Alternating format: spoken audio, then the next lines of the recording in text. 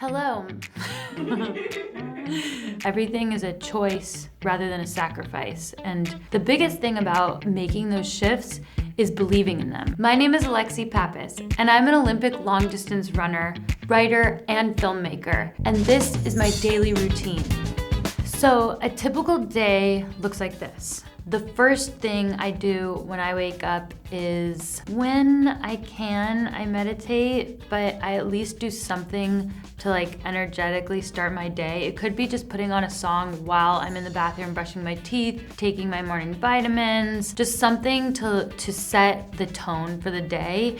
Then I will have my coffee, have my breakfast. I will take some time to digest and have a moment before I go out to train. Usually I'm checking email, I'm writing a schedule for the day, adjusting based on any emails I got overnight, and then I head out to train. Training is anywhere between 2 to 3 hours in the morning, and usually it's some combination of running, weightlifting. It's the bigger training in the morning, so that's the one that I really mentally prepare for.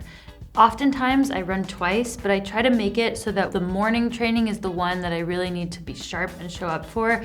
And if I have an afternoon training, in my mind, it's something different than the morning training, and we'll get there. So after I train, I drink my post-workout smoothie with collagen, come home, shower, stretch, take my vitamins, and then make a proper meal, like a big brunch, just something that's substantial.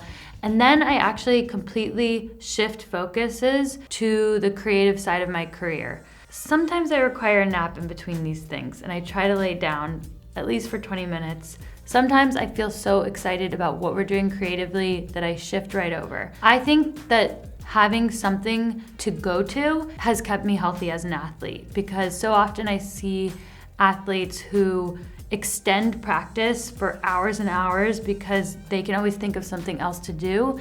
And I think the important thing is knowing it's not always productive to keep stretching or keep exercising. So the creative part of my day is somewhere between, 1 and 5 p.m. That could be writing a script. It can be more producerial, a lot of emailing. It can be reading.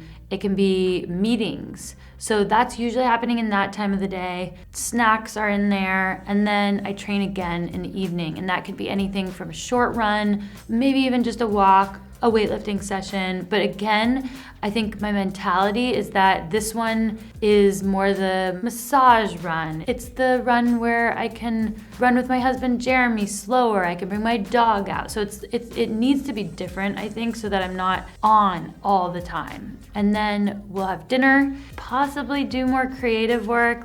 When you are an entrepreneur, I feel like you always feel like you can work. So it might take a mental shift to tell myself, no, we're gonna watch a movie and go to bed. I do build in low-key time or time to unplug, or try not to bring my phone into the bedroom during nap time or bedtime. I've tried to see it as an ingredient towards productivity, because it's not in my nature to just be now I'm doing nothing. It's now I'm actively recovering. A practice that I have actively incorporated into my routine, I call relishing.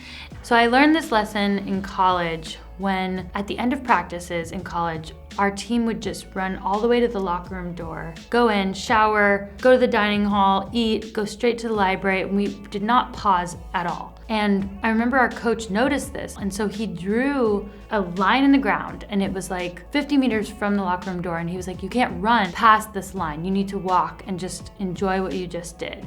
So if it was an easy day, if it was a hard day, if we did well, if we were unsatisfied, we still had this time between the run and the rest of our lives to relish what we had done. And I think that has carried over into the rest of my life, where I realize it's not easy to give ourselves moments of pause and gratitude, but we can build them in. So now I build them into my day by taking time each night, or maybe I'm driving home and I'm actively relishing, which is to talk about and share with either my partner or just simply with myself moments in the day or things that I feel went well.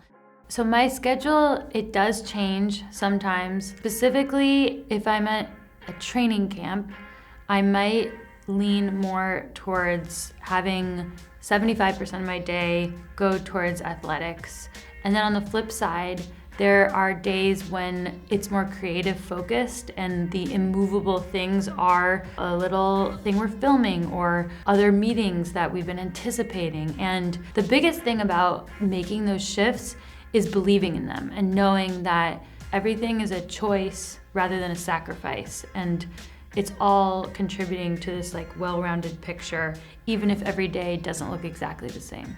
So that is my daily routine. It's a work in progress, but I try to control the things I can control so that I can leave room for the surprises and the things I can't.